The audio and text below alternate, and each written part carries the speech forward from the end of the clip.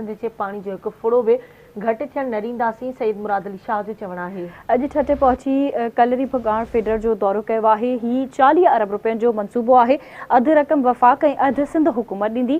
कराची में ट्रैफिक जे मसइलनि खे तरजीही बुनियादनि ते हल कयूं पिया। मंसूबे लाइ आलमी बैंक फंडिंग करे रही आहे।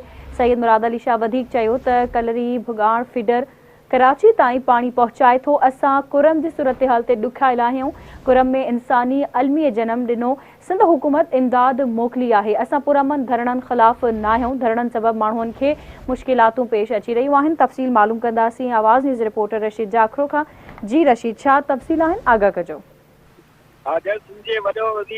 सैयद मुराद अली शाह जे छठे जे मुख़्तसर दौरे ते जिरकसाइट पहुतो आहे। जिरकसाइट मनसूबे जे कैंप ते साफ़िन सां ॻाल्हाईंदे हिन चयो आहे त ही मनसूबो 4 अरब रुपयनि जो मनसूबो आहे जेको वफ़ाक़ ऐं सिंध हुकूमत गॾिजी करे रहियूं आहिनि। जॾहिं त हिन साल वफ़ाक़ त अञा बजट नाहे ॾिनी, खेसि लिखियो वियो आहे त उहो बजट ॾे।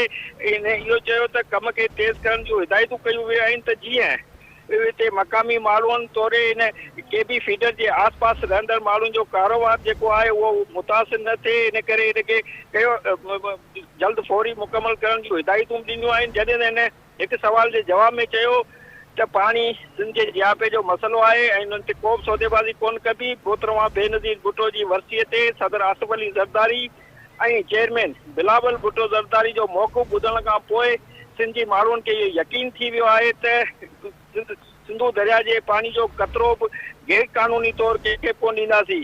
इन हिकु सवाल जे जवाब में इहो चयो त पारा चने वाक़े ते इंतिहाई अफ़सोस आहे, पर 12 हंधनि ते धरणा लॻल हुआ जिते हींअर ताज़ा इतला आहिनि त 8 हंधनि तां जेके आहिनि उहे धरणा ख़तमु थी चुका आहिनि। पर पारा चना ते अफ़सोस आहे, पर पारा चना जे मसइले जो हल सिंध हुकूमत वटि न आहे।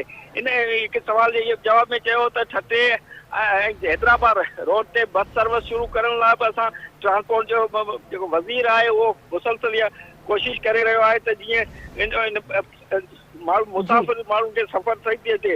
हिन इहो चयो त को फ़र्क़ु न पवंदो, छो त मक़ामी माण्हुनि जो हक़ु रहंदो। न के बि फीडर बनाइण सां को फ़र्क़ु मक़ामी माण्हुनि ते न पवंदो, न हुनजे चौपाई माल मुतासिर थींदो, न हुननि जूं ज़रई ज़मीनूं मुतासिर थींदियूं। हिन हिकु सवाल जे जवाब में इहो चयो त 2025 सिंध जी तरक़ीअ जो साल साबित थींदो। हिकु मनसूबा मुकमल थींदा ऐं नवां मनसूबा शुरू थींदा।